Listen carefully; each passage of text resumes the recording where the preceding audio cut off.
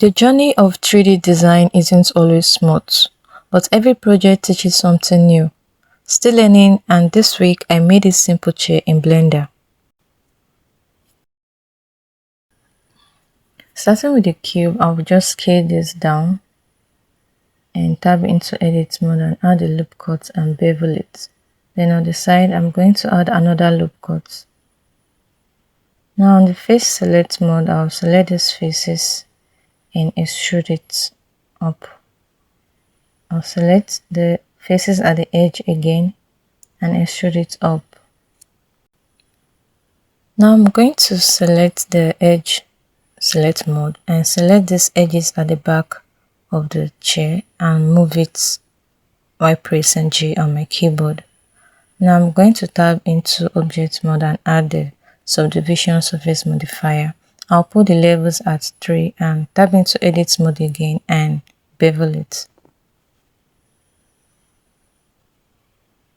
Now I'll just add some loop cut to tighten the edges. I'll add one right here and going to add another one from the top.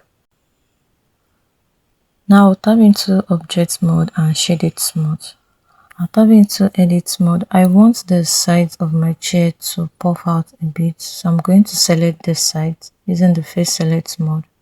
I'll do the same on the other side and I'm going to scale this on the x-axis. Next, I'll tab into edit mode and add another cube to serve as the base of the chair. I'm going to apply scale and just make some adjustments to fit right into the chair. Now add the subdivision surface modifier and tab into edit mode and bevel it. I'll tab into object mode and duplicate this, and on the side view I'm just going to rotate it and move it to the side. Next I'll tab into edit mode and add some loop cuts on the cube. I'll select an edge and turn on the proportional editing. So I'm just going to move it upward a bit just to make it have that soft and puffy look. Now for this other cube, I noticed some space at the side, so I'm just going to make it curvy to cover the space. Now I'm going to add loop cuts and scale it while the proportional editing is on, just to make it have that curvy look. Now select this edge and scale it in a bit so it's not going into the armrest of the chair. Now I'll make some tiny adjustment on this edge right here. I'll scale it on the x-axis. Then I'll reduce this one a bit so it fits right in. I'll also add a loop cut at the top, and on the proportional editing I'll turn on connected only and I'll move it, but it's not working, so I just need to add some loop cuts. So I'll add one right here and another one right here and another one right here. So I'm just going to select the edge loop at the middle and move it up a bit. So I'll do that and select all edges and move it up. I'm going to move it again on the Z axis to get what I want. So select the middle edge and move it upwards. Now I'm going to select my 3D cursor and place it right here and add a cylinder. This is for the leg of the chair, so I'm just going to scale this down on the Z axis, tab into edit mode and with the face select the face and insert it and then extrude it. I'm going to place it right under the chair.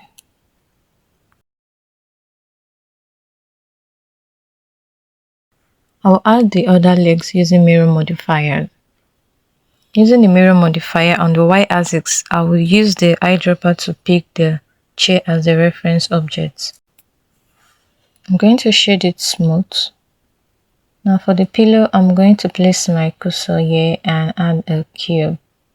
I'm going to scale it on Z axis to flatten it a bit and scale it a little and add the subdivision surface modifier.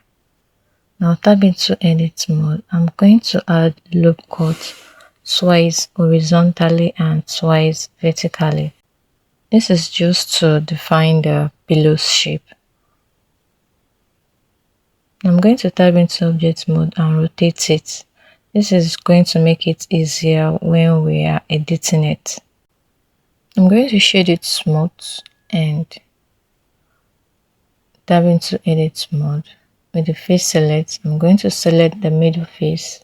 I'll turn on connected only on the proportional editing. And I'm going to just move this little by little. You can increase the ball while doing this.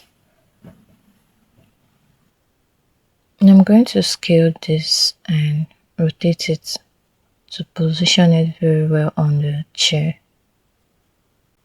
So I'll just keep rotating this pillow. I'm going to do that till it fits right in. I know it's not perfect, but let's just go with this. I'm going to select my cursor and place it right here and add a cylinder. This will serve as the floor for our chair. I'll just make some tiny adjustments.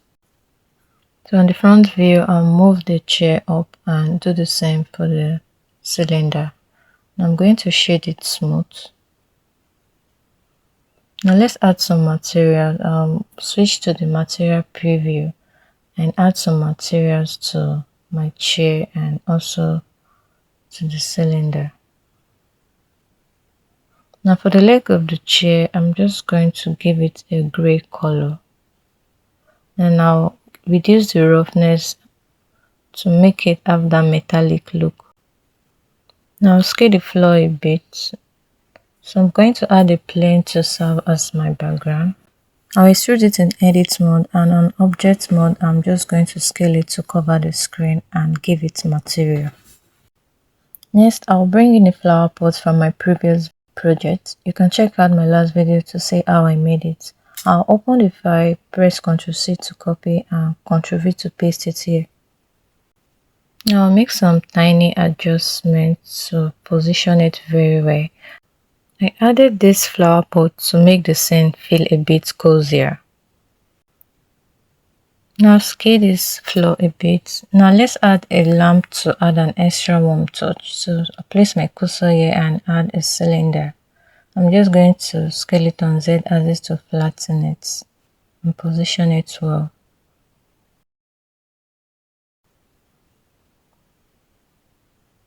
I'll tab into edit mode and select the face. I'll insert, then extrude upwards. I'll place my cursor at the top and add another cylinder. I'm going to scale this. Tab into edit mode. With the vertex mode on, I'll select the bottom vertices and scale it a bit. Now add some materials. For the stand, I'm going to give it a lighter color and increase metallic. Next, I'll select the floor and add subdivision surface modifier and bevel it. Also on the stand of the lamp, I'm just going to shade it smooth. Now let's add light to our scene. I'll switch to render preview.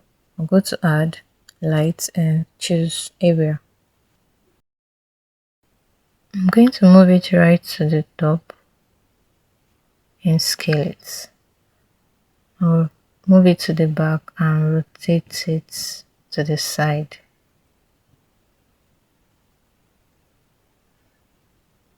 I'm going to move it upwards on the Z axis, and on the properties panel, I'll increase the power to 600. I'll move it up slightly a bit on the Z axis. I'm going to give it a creamy color and increase the size. Then I'm going to turn on contact shadows to give it a realistic look. I'm going to add another area light to my scene. I'll move it on this side and also scale it. Now I'll also increase the power to 400. This is just to make my scene look bright and beautiful. So I'll move it up again to the side. Alright, that's the lighting done. This is just a basic setup, but it really brings the scene to life. That's it for this one. If you're also learning 3D, keep practicing. We're all growing together. Don't forget to like and subscribe for more beginners projects.